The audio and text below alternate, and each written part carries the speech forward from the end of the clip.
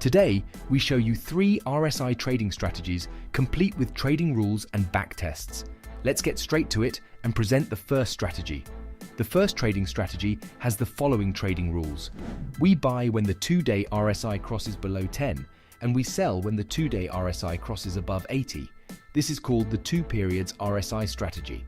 We backtest it on S&P 500 by using the ETF with the ticker code SPY, and we enter and exit at the close. Before we show you the equity curve, please be advised that nothing in this video is investment advice. Okay, let's return to the 2-day RSI strategy, which shows decent results. Our starting capital of 100,000 grows to 1.2 million after about 30 years, which is 8.5% annually. This is not too bad for being invested only 27% of the time. However, we can make a second and improved strategy. Let's change the sell criterion and sell when the close is higher than the highest price from yesterday. We buy when the 2-day RSI crosses below 10, and we sell when the close is higher than yesterday's high. If you are familiar with our website, you'll know that this exit is what we call the QS exit, and is an exit we have employed for the stock market for over 2 decades. The starting capital of 100,000 grows to 950,000, a bit short compared to the first strategy, but you experience a smoother ride with smaller losses. We argue the second strategy is better. Why? Because the max loss from a peak in the equity comes in at 23%, but is rarely worse than 12%. You suffer less when using the second strategy. The drawdowns in the first strategy are on the left side, and the second strategy is on the right side. On the right side, the losses are both smaller and shorter, resulting in a better recovery factor, exactly what you are looking for in a trading strategy.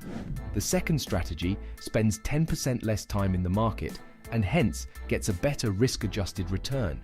The performance metrics for the first strategy are on the left and the second is on the right.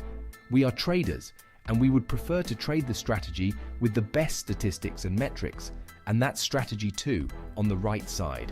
Let's show you our third and last strategy of the day, an RSI trading strategy in Python called RSI Momentum. To make an RSI Momentum strategy, we first need to make 2 indicators as shown on the screen.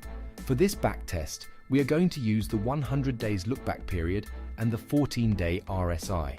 The trading rules are simple. When we have established a bull regime, we are long, and we are out of the market when we are not in a bull regime.